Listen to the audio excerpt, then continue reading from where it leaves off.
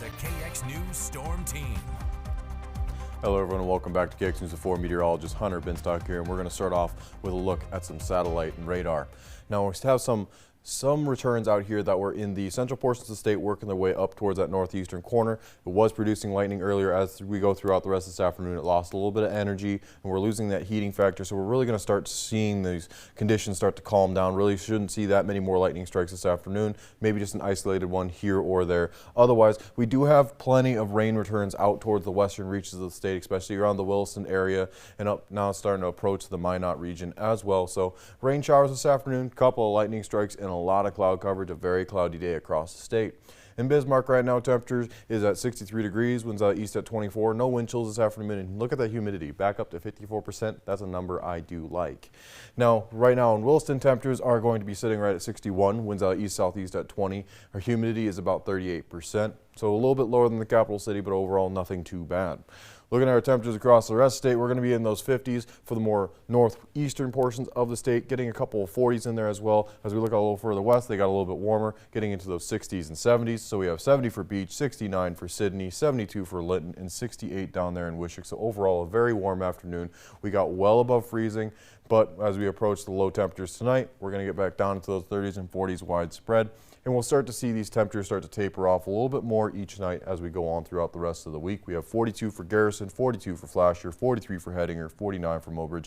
So overall, it's going to be a chillier evening, and with those winds, you might see some wind chills. Overall, though, really shouldn't be too much of an issue as we go through those later hours. Looking at our wind speed and direction, primarily out of the southeast right now, anywhere in the teens to the 20s for much of the state for those sustained winds. Now, Ashley, very strong out there at 30 miles an hour. We have 29 for McIntosh, 21 for Dickinson, 22 up in Newtown. So overall, a fairly strong breeze for folks out towards the western reaches and out towards the east, getting into that on the edge of being a strong wind. And we do have some wind gusts this afternoon. Those gusts this afternoon are in those mid to upper 30s, and we actually have a 43 there for Dickinson, so some reasonably strong winds as far as those gusts are concerned.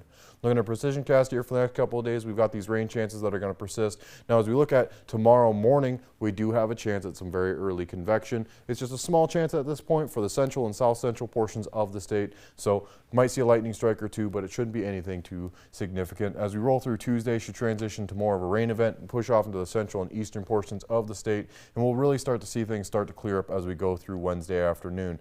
Now, Wednesday evening into Thursday morning, we do have a snow chance across the northern border regions of the state. Not a whole lot of moisture there, really shouldn't see that much in the way of accumulations, just a light dusting, and that's going to hang out for just a while until we get through Friday, and then it's going to fully clear up by the time we get into the weekend. Looking at the wind gust forecast here, as we get into the later hours of this evening into Tuesday morning, we're going to see those 40s and 45s across the state.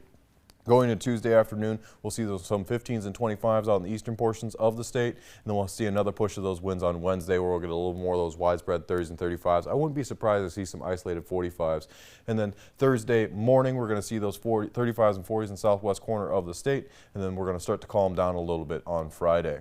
Look at your Williston 5-day forecast. We're going to start off in the 50s for tomorrow, getting down to the 40s on Wednesday, 37 for Thursday, Friday 36, 45 on Saturday. Overnight temperatures in those 30s and 20s, so a couple of cold days are here. Looking at your Dickinson 5-day forecast, starting at 55 for tomorrow, 40s for the next couple of days, getting down to those 30s to start the weekend, and 45 on Saturday. Overnight temperatures in those 20s and 30s. Your Minot 7-day forecast, starting off in the 50s, getting down to those 40s by Thursday and Friday. And then we're going to warm up on Sunday to 52 and 62 for Monday. Overnight temperatures in those 20s and 30s once again. Looking at your Bismarck 7-day forecast, 50s for tomorrow, 50s for Wednesday, 40s for getting into the weekend there, 50s out of the weekend, and 62 for Monday. I mean, Joel, you left for a while and it got nice and warm, and you come back and it got cold. Yeah, so you got got some chilly nights here. What'd you think of those 70s? That felt kind of nice. It was great. I enjoyed every minute of it. You know, we got out, did some fun stuff outdoors, went to a park, played with the kids, you know, something that you get to do here pretty soon. Yeah, so we got, you know, that moisture and then more rain. It's going to help things really green up again. You know, through this whole system, we could see about half an inch to a full inch of rain over the next couple of days, so some a good portion of moisture is going to be out there. If we haven't mowed yet, we might be mowing in the next week or two. Yes, that is very true. Hunter, thanks so much. And still to come on KX News at 4, they're almost done.